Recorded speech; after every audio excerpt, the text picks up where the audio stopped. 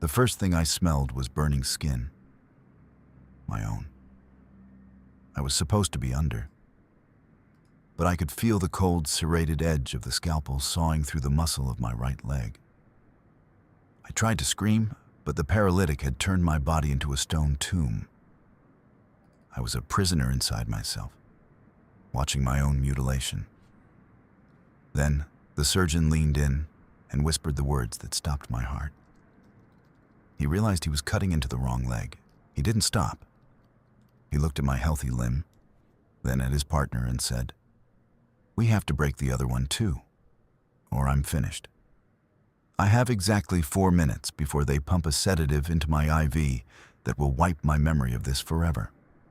If I don't find a way to twitch a finger or spike my heart rate right now, I will wake up a cripple with a mind full of lies. Let me take you back to the moment I felt the needle enter my vein." The overhead lamp glared like a miniature sun, burning through David Miller's closed eyelids. He tried to squint, but his muscles remained frozen, anchored by an invisible weight. A sharp, chemical scent of iodine stung his nostrils. To his left, the rhythmic puff hiss of the ventilator hammered against his eardrums, breathing for him while his own chest stayed motionless. He was a prisoner in a house of his own bone. 1, 2, 3. David counted the rhythmic bursts of air into his lungs. He had to know exactly where he was in the sequence of his own life. But the sequence had been hijacked. He felt the cold air of the operating room on his exposed skin, a tactile map of vulnerability. He should have been in the dark, drifting in the velvet nothingness of anesthesia. Instead, he was hyper-aware, every nerve ending a live wire waiting for a spark. He felt the heavy, rubbery texture of the tape over his eyes. Yet the light of the surgical array was so intense, it bled through the skin of his lids in a dull, throbbing crimson, metal scraped against metal, and "Scalpel," a voice muttered. It belonged to Dr. Robert Sterling, muffled by a surgical mask. David strained to scream, to twitch a finger, to even moisten his parched throat. Yet his body refused every command. He lay trapped inside a statue of his own meat and bone. He tried to focus on his right hand. Move. Just an inch. Just a twitch. But the chemical wall was too high, too thick. He was a ghost haunting his own corpse, watching the world through the thin, red veil of his eyelids. "BP is holding steady," a nurse said. Her rubber soles squeaked on the linoleum floor as she moved toward his head. David sensed the heat of her hand near his temple. "He's deep under. We can start the primary incision." Cold plastic tubing brushed against David's arm. He focused on the void where his senses used to be. The surgical team shifted, their shadows dancing across his vision like ghosts in a red fog. A gloved hand pressed firmly against his right leg, testing the skin. David felt the pressure, a heavy, dull weight on his shin. He wanted to tell them it was the wrong leg, that the infection was in the left, but his tongue was a lead weight in a dry mouth. "Music, Sarah?" Sterling asked. "The jazz playlist?" Perfect. The smooth, upbeat notes of a saxophone filled the room, mocking the silent roar in David's mind. He waited for the bite of the cold steel, his mind a frantic bird battering against the cage of his unmoving ribs. The music was a B-flat frequency, vibrating against the base of his skull. He counted the beats. 4, 5, 6. He tried to push his soul into his right index finger, trying to make it jump, to make it scream for him. The first cut didn't feel like a cut. It felt like a line of liquid fire being drawn across his skin. David's mind shrieked, a soundless wail that echoed against the inside of his skull. The pain was absolute, a white-hot spike that drove through the chemical paralysis and set his brain on fire. It wasn't the dull ache of a bruise or the sharp sting of a needle. It was the sensation of being unmade, layer by layer. The scent of scorched dust filled his nose as the cauterizing tool hissed against his flesh. He is cutting me. I am awake, and he is cutting me. The jazz music continued, a jaunty, syncopated rhythm that felt like a mockery of his agony. Every note of the saxophone felt like a needle under his fingernails. He tried to count the pulses of pain. 1, 2, 3. If he could count them, he could own them. If he could own them, he could survive them. Incision looks clean, Sarah Jenkins whispered. Her voice was thin, vibrating with a tension David could feel even through his haze of pain. The bone is exposed. David felt the cold air hit the inside of his leg. It was a sensation no human was ever meant to feel, the internal temperature of his own body meeting the sterile chill of the room. He focused on the sound of the metal retractors pulling his flesh apart. It sounded like wet leather stretching. He pushed his heart to race, praying the monitor would scream for him. Look at the screen. Look at the heart rate. Is he reacting? Sarah asked, her voice hitching. Just a minor spike, Sterling replied, his voice as cold and hard as the steel in his hand. Probably just a systemic response to the initial trauma. Increase the flow of the gas if it makes you feel better, Jenkins, but don't slow me down. We have a schedule. David felt a wave of cold fluid enter his veins. More of the chemical wall. But it didn't dull the pain. It only made the cage tighter. He was being buried alive in a coffin of his own skin. He focused on the conversation, the only anchor he had left in a sea of fire. Wait, Sarah said, her voice dropping to a panicked whisper. Dr. Sterling, look at the chart. Look at the marking on the left leg. There was a silence so heavy, it felt like it would crush the breath out of David's lungs. The jazz music played on, a lonely trumpet solo rising over the hiss of the ventilator. The left leg? Sterling's voice was a low growl. The marking is on the right. No, Sarah whispered. The ink, it's on the left. We just opened the healthy leg. We're on the wrong side, Robert. David's mind reeled. The agony in his right leg suddenly felt even more senseless. A brutal mistake carved into his flesh. He waited for the apology, for the sudden rush of activity to fix the error, for the nightmare to end. He expected the hands to pull back, the sutures to begin, the healing to start. Subverted. Sterling didn't move. He stood over David, the scalpel still dripping with David's blood. David could hear the surgeon's heavy, rhythmic breathing through his mask. It was the sound of a man calculating, not a man grieving. The chart was switched, Sterling said, his voice regaining its practiced, authoritative calm. My son, Tyler, handled the intake files this morning. He must have transposed the labels. We have to stop, Sarah said, her voice rising in pitch, a frantic bird-like sound. We have to close him up and report the incident to the board. We can still save the other leg. We just... And destroy Tyler's career before it begins? Sterling interrupted. His voice was a whip, sharp and stinging. And my own? Do you have any idea what a bilateral error does to a hospital's insurance? To our reputation? St. Jude's would be dismantled by the morning. David felt a flicker of hope. Surely the logic of the situation would dictate a halt. Sterling was a man of science, a man of rules. He would see that the only path forward was honesty. David tried to project his thoughts into the room. Stop. Please stop. I can forgive the mistake. Just stop. Asterisk.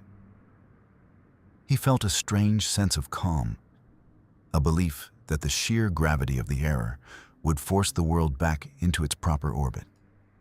Sterling stepped closer to David's head. David felt the heat of the man's body, the scent of expensive cologne and starch-stiff fabric.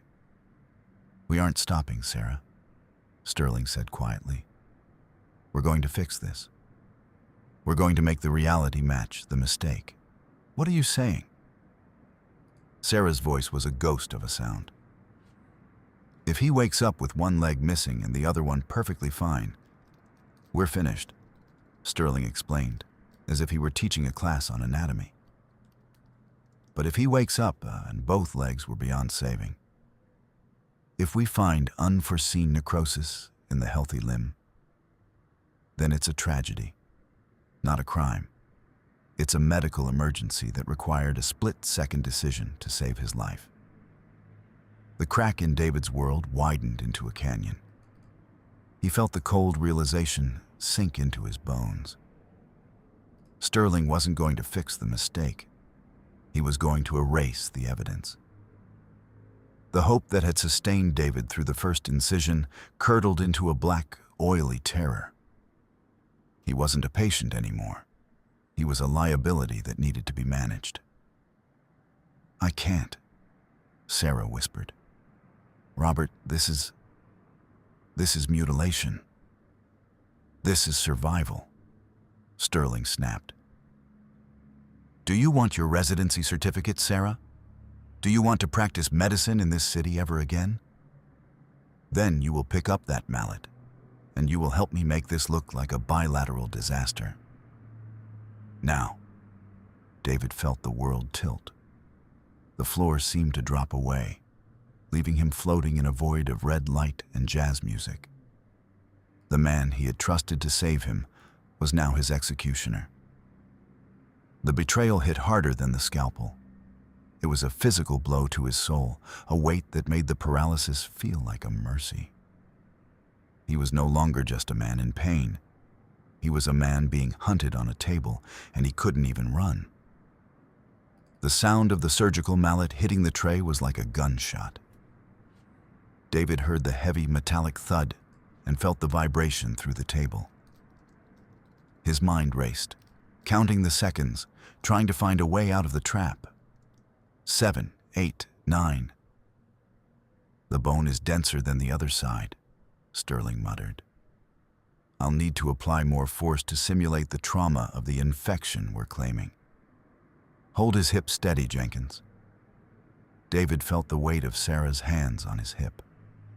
They were trembling, a frantic, rhythmic shaking that he could feel through his skin. Her touch was cold, the touch of a person who had already died inside. Crack. The sound wasn't just in the room. It was inside David's head. It was the sound of a dry branch snapping in winter, but it was his own femur. The pain was a tidal wave, a wall of white noise that drowned out everything else. His vision went white, the red veil of his eyelids replaced by a blinding, shimmering void. He didn't just feel the pain in his leg. He felt it in his teeth, in his eyes, in the marrow of his spine. He fought the ventilator. He pushed his lungs to expand when the machine wanted them to contract. He tried to create a discord, a mechanical glitch that would trigger the alarm. Beep. Beep. Beep. He wanted the siren to scream for him, to wake up the world to the horror happening in the center of the room. He felt his chest heave against the plastic tubing, a tiny, desperate struggle. "He's fighting the vent," Sarah gasped. "Robert, look at the pressure gauge. He's trying to breathe on his own." "He might be conscious." "It's just a reflex," Sterling said, though David heard a flicker of doubt in his voice. "The trauma to the bone is triggering a deep brain response. Increase the paralytic, now." David felt the cold rush of the drug again. It was like ice water being poured into his brain. The small amount of control he had over his chest vanished. The ventilator took over again, its rhythmic puff hiss a steady, indifferent pulse. He was back in the cage, the bars reinforced with steel. The air in the room changed. It smelled of copper and sweat. David could hear Sarah's ragged breathing, a sharp contrast to Sterling's calm, metronomic movements. I can't do the other one," Sarah whispered. "The tray, A loud crash echoed through the room. Stainless steel clattered against the linoleum, a chaotic symphony of falling instruments. David felt a spray of cold liquid hit his arm, saline or antiseptic. "Damn it, Jenkins," Sterling roared. "Pick those up. Get a grip on yourself. You're a surgeon, not a schoolgirl." "I saw the chart," Sarah sobbed, her voice breaking.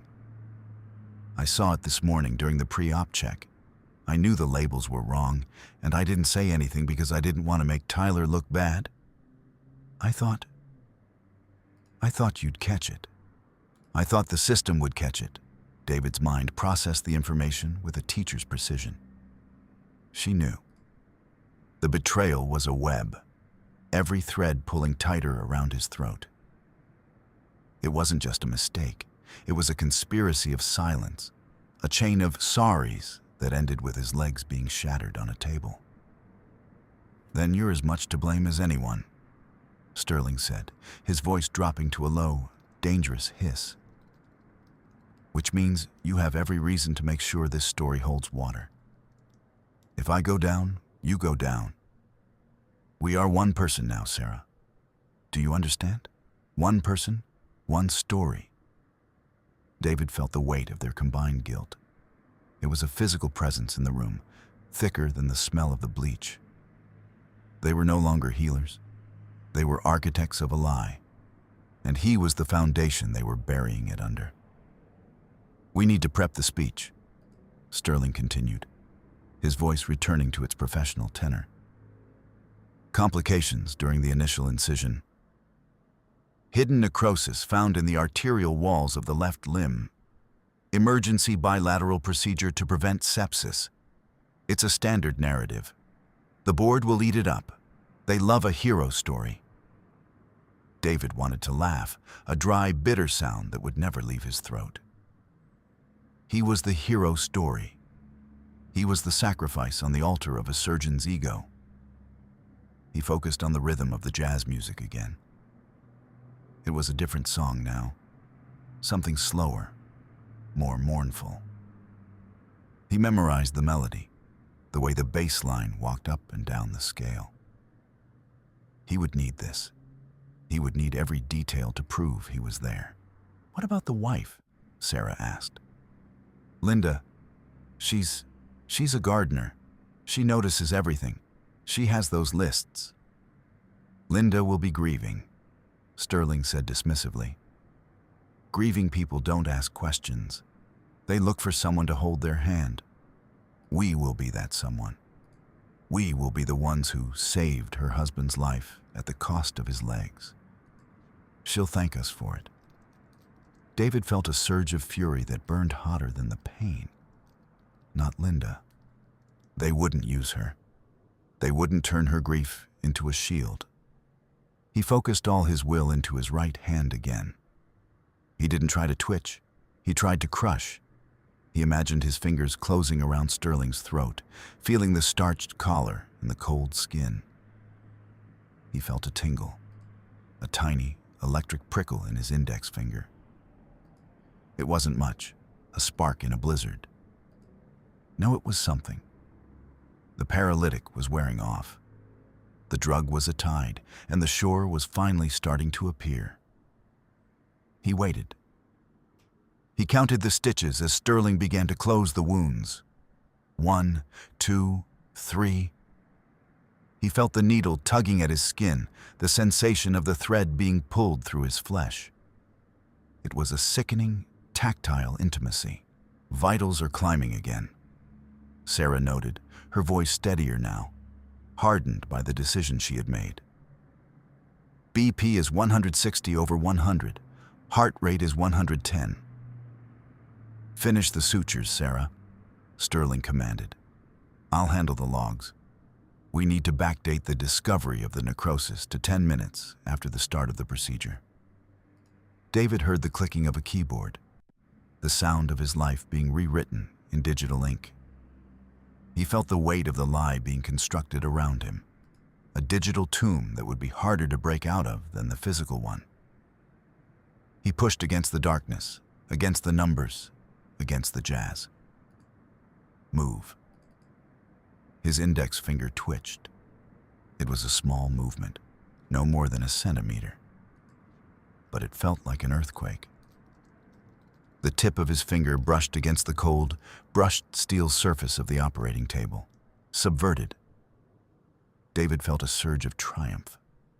This was it, the signal. Someone would see.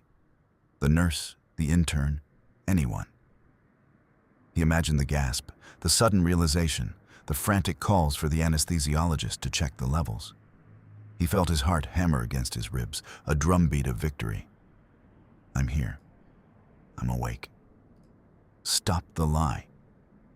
Sterling's hand suddenly clamped down over David's wrist. The surgeon didn't call for help. He didn't check the monitors. He leaned his entire weight onto David's arm, pinning the twitching finger against the metal. David felt the man's knuckles dig into his skin, a hard, punishing pressure. "Jenkins," Sterling whispered, his voice vibrating with a sudden, sharp panic. "Look at his hand." Sarah leaned over. David could feel her breath on his arm. He's moving. Robert, he's awake. He's been awake the whole time." The silence that followed was the coldest thing David had ever felt. It wasn't the silence of peace. It was the silence of a predator deciding whether to kill or hide. If he remembers any of this. Sarah started, her voice trembling. "He won't," Sterling said. His voice was flat, devoid of any humanity. "We're not just putting him back under. We're going to erase the last 2 hours." "The midazolam?" Sarah asked. "But the dose he's already had. A double dose," Sterling ordered. "Straight into the IV port. I want him in a chemical blackout. I want his brain to be a blank slate by the time he hits recovery. He won't remember the pain, he won't remember the conversation, and he certainly won't remember the mistake." David felt a new kind of terror, a mental one. They weren't just taking his legs. They were taking his truth. They were going to wipe his mind clean, leaving him with nothing but the ruined stumps of his body and a story he couldn't disprove. He fought the darkness, trying to anchor himself to anything. The jazz music, the smell of bleach, the serial number on the monitor. GE9022. The name Tyler. The word necrosis. "I can't do a double dose, Robert," Sarah whispered. "It could cause permanent cognitive damage. He's a teacher. His mind is all he has left." "His mind is the only thing that can send us to prison," Sterling hissed. "Do it now, or I'll make sure you never even work as a nurse's assistant." "Inject the drug, Sarah. Now." David felt the cold rush again. But this time, it was different. It didn't just freeze his muscles. It started to dissolve the edges of his thoughts. The jazz music began to sound distorted, as if it were being played underwater. The red light behind his eyelids faded to a murky, gray fog. 1, 2, 3. David whispered the numbers in the vault of his mind. He had to keep counting. If he stopped counting, he would disappear. He focused on the sight of Sarah Jenkins's hands. They were right in front of his face now as she adjusted the IV line. He saw the way the skin was pulled tight over her knuckles, the way her thumb was raw and bleeding where she had been picking at it. Remember the hands. Remember the blood on her thumb. "He's going under," Sarah said, her voice sounding miles away. "The heart rate is dropping. He's gone." "Good," Sterling said. David could hear the man adjusting his cuffs, the crisp snip-snap of the fabric. "Let's get him to recovery. Prep the wife. It's time to be heroes. The world dissolved into a blur of motion and muffled sounds. David felt himself being lifted, the sensation of the gurney moving through the hallways. The air changed from the sharp, chemical scent of the OR to the softer, more artificial smell of the recovery room. A mix of lavender-scented floor cleaner and stale coffee. He was drifting in a sea of gray wool. The amnesia drug was a predator, stalking his memories, biting off chunks of the last 2 hours. He felt the pain in his legs, a distant, throbbing roar, but the details were slipping away. What was the song? What was the name of the intern? Tyler. The name is Tyler. He repeated it over and over, a mantra against the void. He felt a hand on his shoulder, a warm, familiar hand. David? David, can you hear me? It was Linda. He could smell the soil on her skin, the scent of the rosemary she kept in her pockets. He wanted to reach out to her, to tell her everything. But the gray fog was too thick. "I'm so sorry, Mrs. Miller," a voice said. It was Sterling. The voice was rich with a practiced, oily sympathy. There were complications. We found a secondary infection, a hidden necrosis that hadn't shown up on the scans. To save his life, we had to make a very difficult decision. David felt the fury flare up again, a spark in the fog. He used his mnemonic training, the tricks he used to help his students remember the dates of the Civil War. He associated the rhythm of the jazz song, the one with the walking bass line, with the image of Sterling's Patek Philippe watch. He tied the smell of the bleach to the word malpractice. He built a fortress of associations, a mental map of the crime. "He's awake," Linda whispered. "David? Your eyes. Look at me, honey." David forced his eyelids open. The recovery room was a blur of pastel colors and soft light, but he focused on the 2 figures standing at the foot of his bed. Sterling looked perfect, his white coat unstained, his silver hair perfectly coiffed. But Sarah was standing slightly behind him. Her hands were clasped in front of her, and she was picking at her thumb again. David saw the small red smear of blood on her cuticle. He locked his eyes onto hers. He didn't look at Sterling. He didn't look at Linda. He stared directly into Sarah Jenkins's soul. He poured all the agony of the last 3 hours, all the fire of the scalpel and the snap of the mallet, into that one look. Sarah froze.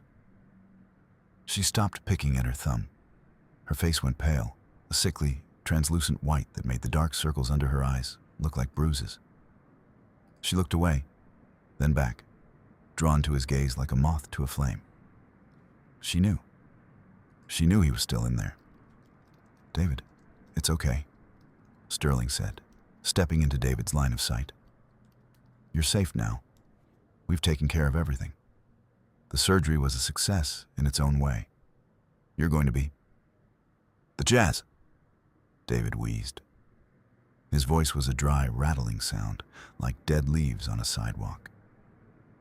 Sterling paused, a flicker of confusion crossing his face. "What was that, David? You're still a bit disoriented from the meds." "The jazz playlist," David said, the words coming clearer now, fueled by a cold, hard certainty. The B-flat frequency, the saxophone solo during the first cut, on the healthy leg. The room went tomb quiet. Linda's hand tightened on David's shoulder. She looked from David to Sterling, her eyes narrowing with the sharp, intuitive intelligence that had always made her the best gardener, the kind who could spot a weed before it broke the surface. "And Tyler," David continued, his voice gaining strength. "Tyler switched the charts. He transposed the labels. You didn't want to ruin his career, Robert, so you decided to ruin my life instead." Sterling's face didn't crumble, it hardened. He became a mask of professional denial. "Mrs. Miller, Your husband is experiencing a very common side effect of the anesthesia: hallucinations. The brain tries to make sense of the trauma. It invents narratives. It wasn't a narrative, David interrupted, turning his gaze back to Sarah. Sarah, you told him. You told him you saw the error this morning. You whispered sorry to the heart monitor because you were too afraid to speak up. And then you held my hip while he broke my bone. Sarah let out a small, choked sound. She covered her mouth with her hands, the bleeding thumb visible against her pale skin. She looked at Sterling, her eyes wide with terror. The medical logs, David said, looking at Linda now. They're fake. He dictated them to the nurse while I was still on the table. He backdated the necrosis. Call the board, Linda. Tell them to check the server's timestamps. Tell them to check the secondary sedative dose, the one he used to try and wipe my mind. Linda didn't hesitate. She didn't cry. She stood up, her face a mask of cold, horticultural fury. She looked at Sterling as if he were a blight she was about to prune. I'm calling Richard Thompson, she said, her voice as sharp as a trowel. And I'm calling the police. Don't move, Dr. Sterling. Don't even think about touching your watch. Sterling looked around the room, his eyes darting like a trapped animal's. He looked at Sarah, but she had already collapsed into a chair, her head in her hands, sobbing. The one person, one story had shattered. David lay back against the pillows. The pain in his legs was still there, a massive, life-altering reality. But the fog in his mind was gone. He felt a profound, rhythmic stillness. He began to count the tiles on the ceiling. 1, 2, 3. He was still here. He was still David Miller. He had lost his legs, but he had kept his soul. He watched as the security guards entered the room, as the hospital board members followed with their heavy leather briefcases. He watched as Sterling was led away, his starched white coat finely looking rumpled, his silver hair out of place. As the room filled with the chaotic, beautiful noise of the truth, David closed his eyes. He didn't need to see the end. He knew exactly where he was. 4, 5, 6. He was home.